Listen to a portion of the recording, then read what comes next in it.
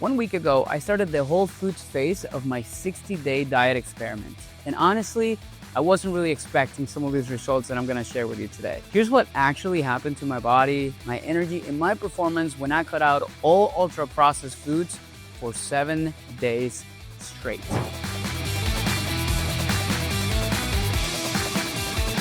Hey guys, welcome back to my channel. My name is Andres. If you're the first time you are visiting us here, I'm a registered dietitian and a performance expert, and my specialty is in helping men and some women in their 30s, their 40s, and their 50s optimize their health and lose weight in the process. I focus on providing evidence-based nutrition information without the gimmicks and debunking myths and facts about nutrition, which, speaking of, here's a quick reminder of what's going on right now in case you are completely new here. I am testing a really interesting diet experiment, which is trying to see whether the benefits that people get from carnivore diets, which are massive right now, actually come from eliminating processed foods and not from only eating meat. So I'm doing 30 days of whole foods first. It's a modified version of a Whole30, and then 30 days of a carnivore diet with a 2-week washout period in between. If you want more details about this entire process and what I'm doing, you need to head over to this video. I'm going to put it right here, and it's also in the description box where you're going to be able to find exactly what it's all about and my baseline testing, which I shared last week. But everything else is going to be very matched in here. Same protein, same amount of calories, and same scientific tracking. Now let's talk about today. First, I'm going to show you what I got from Trader Joe's, so we can start with, okay, what is this guy eating, so that you can have a better understanding of what this actually looked like. So let's take a look at this video that I recorded as I actually got all these foods from Trader Joe's.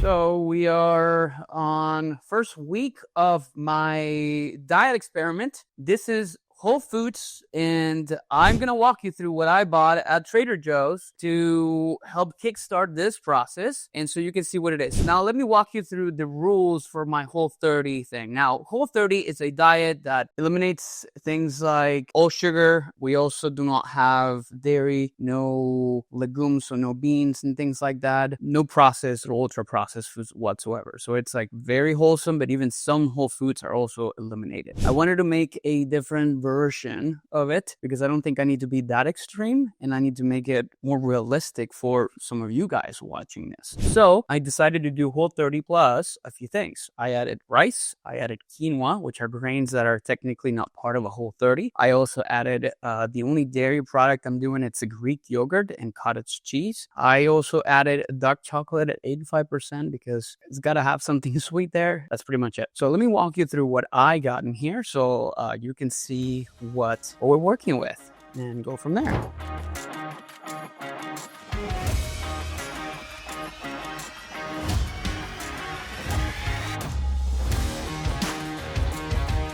All right, so let's see what we got. We have the vegetables in here, some of the carbs, we have some of the proteins over there as well. So let's start in the back. So first, we got, I think there's about almost like 4 pounds of chicken thighs that are flavor. We have also some chicken breast, so we can mix it up a little bit. We have 2 things of ground beef, 96.4, so it's like the extra lean one. We also have some shaved beef steak. We also have some salmon as well that we're going to be doing. We got a couple of pasteurized large brown eggs, and other proteins include our cottage cheese, which is again the exception, and then we also have the Greek yogurt, plain, non-fat, no sugar added. Let's move on to carbs. We have 2 of them in here. I forgot to mention that I'm also going to be doing oats because I like oats. I think oats is just like a simple thing. So, and then also we have some brown rice. So now let's come over here so we can kind of show you the carbohydrates, well, I guess some of the carbs, some of the fruits, some of the vegetables in here that we're having. So let me show you. So first, I typically get a lot of like salad mixes. So we have some ready veggies in here. We also have some kale, Brussels sprouts, broccoli, green cabbage, and red cabbage. We also have some spinach. We have some romaine hearts, which we can do for salads. We have some cherry tomatoes, bell peppers, the little mini ones, some avocados, sweet potatoes, which I think is a big staple in Whole30. Honestly, it's one of the very few carbs that people can have there. I got some frozen vegetables. Remember, frozen is just I mean, flash frozen vegetables. They're not processed. They don't have anything else more than the vegetable itself. So we have some broccoli florets, Brussels sprouts, a couple packages, asparagus, carrots, green beans. I got a cucumber as well for some of the salads. As far as fruits, we got some strawberries, some blueberries, some apples, the bananas, and we're also going to get some frozen berries for things like smoothies and things like that. Here's going to be my sweet treat. Two things, actually. Let me show you. So first, we're going to do some 80% cacao chocolate.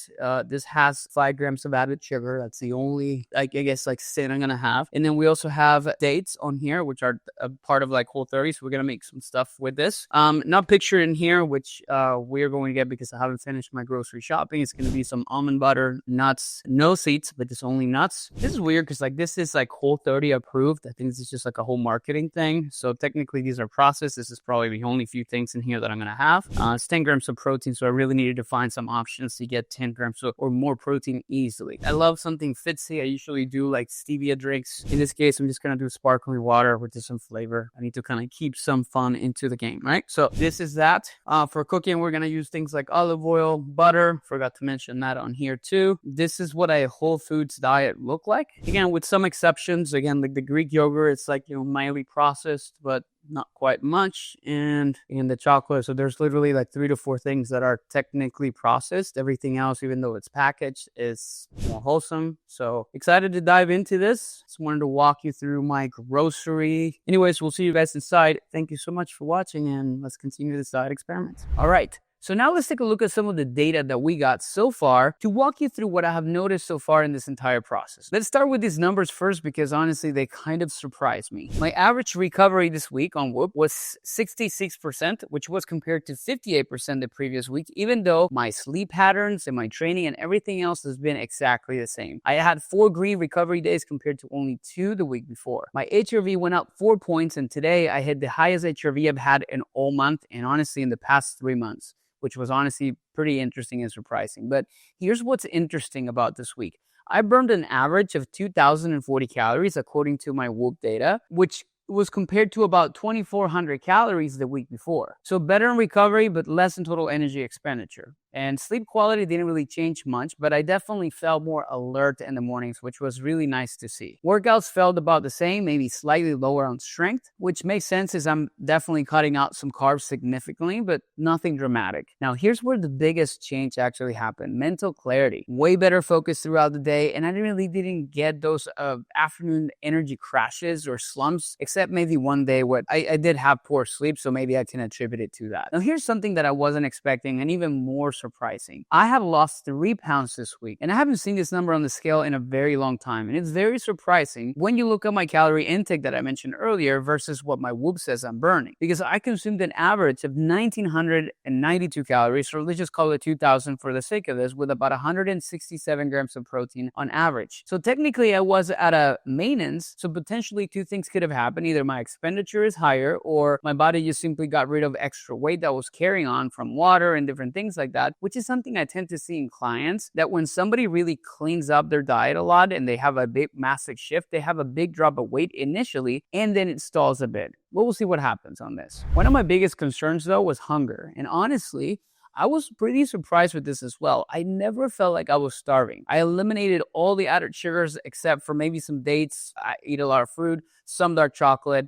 I also cut out all artificial sweeteners, which I wasn't really planning to do, but I did so completely. Maybe I had maybe 1 packet of stevia at some point because I really needed something, but nothing crazy. And here's something interesting. I'm honestly getting used to drinking coffee without the sweetener, which taught me something important, which is some of the things that we need may just be habits, not actual cravings that you have or something, especially when people talk about the fact that it's like, I just need to have my coffee with creamer. Well, perhaps it's because that's the only thing you've done for the past 3 years. So that was something important that I also pay attention to. But I also tell you, I had a lot of fun making some cool meals this week, and even got my son involved in the process of making them. He loved his morning frittatas and smoothies, which was honestly my favorite breakfast all throughout the week. Now let's talk about satisfaction. The meals that kept me the most satisfied were the ones that had the most vegetables or that made up the bigger portion of the plate. Like this meal on here with sweet potatoes and broccoli, which had massive portions and kept me full for hours. Also, I think this was a meal that produced some gas, but I will tell you more about this later. Now, speaking of vegetables, I think one of the things I realized this week is the fact that my diet wasn't really as good as I thought before I started this. I'm now finding out that I was barely eating probably 1 to 2 servings of vegetables when I compare what I'm doing now compared to what I was actually doing before. I was actually barely eating 1 to 2 servings of vegetables before, and now I'm hitting 5 to 8 servings per day. And overall, looking back, it's interesting the insights that we get when we drastically change something like this. Now, what about cravings? I obviously wanted something sweet after lunch because that's what I'm used to. But I didn't really have the amount of cravings that I thought I was going to have. Tonight is usually my pizza night, and believe it or not, I'm not massively upset about missing it. Now, I'm planning on doing a Whole Foods version of this instead, but regardless, I think it was really interesting to notice that the cravings that I've experienced this week when I switched to a modified Whole30 have been not as high as I thought and expected to see. What's been the most challenging part for me, I think, is definitely hitting my protein goals without using things like protein powders or protein products. I'm typically aiming at around 175 grams, but usually hit it closer to 170, which I'm okay with it for now. It's not necessarily too far off, and I can totally be okay with this, but it was definitely harder for me to be able to hit those numbers, particularly when I'm trying to kind of keep my calories at bay. Also, breaking the habit of eating my son's leftovers, particularly when he is offering them to me, has been honestly really, really difficult. And I think that was more automatic than I realized. Now, the planning and the prep requires more careful attention. I'm not gonna lie, it was not as easier and convenient as it was before, but it wasn't really massively more time than what I used to do. What I did is I batch cooked the proteins on Sunday, what I show you that video about me walking you through my grocery list, in about an hour, and I pre-logged my first 2 days in Chronometer, which made a huge difference as far as preparation. I also got a little bit about gut health and digestive health. I've been pretty regular, going pretty much every day to the bathroom normally. I don't think I've seen a massive shift or difference in here, but I did have one day that was a bit constipated, and one day, well, let's just say my wife was really happy with the gas situation at night. And I think broccoli and cabbage don't really seem to agree with me much. And that's not foods that I am used to consume often. Now, let's talk a little bit about cost. Cost-wise, we spent about $160 at Trader Joe's and another $150 at Walmart. And we still have food left over for the weekend. Overall, I think we're spending a little bit less than previous weeks, mostly because we're not buying convenient items like protein bars and things like sodas. So I think that's maybe something that's created a bit of a difference in the process because of the fact that we're just going to the grocery stores to buy the things that we need. Now, granted, my wife and my son, they're still eating normally or other foods, and they had to buy other things, of course, so maybe that's also something affecting the budget for this. Now, my go-to foods for this week as far as cravings, I would say dark chocolate and I kid you not, this was amazing. Dates with peanut butter and sea salt. Oh my God, these are so freaking good. You have no idea. Like, they're dangerous. Which, by the way, some people talk about dates and the amount of sugar that they contain.